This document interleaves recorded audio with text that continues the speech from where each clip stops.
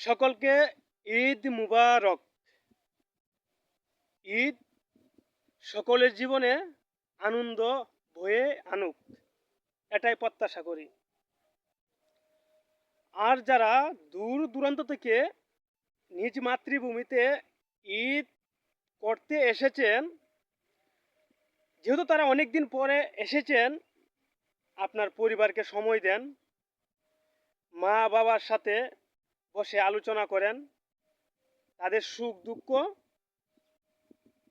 শুনেন এবং পাশাপাশি আপনার যে বন্ধু বান্ধব রয়েছে তাদের সাথে সময় কাটান। তাছাড়া যারা দেশের বাইরে রয়েছেন তারা ভাই আপনি রুমে বসে না থেকে আপনার বন্ধু বান্ধবের সাথে ঘুরতে বাহির হন, তাহলে দেখবেন মনটা ফ্রেশ হয়ে যাবে, ঈদটা সুন্দরভাবে উদযাপন করতে পারবেন। এটুকুই। আল্লাহ হাফেজ।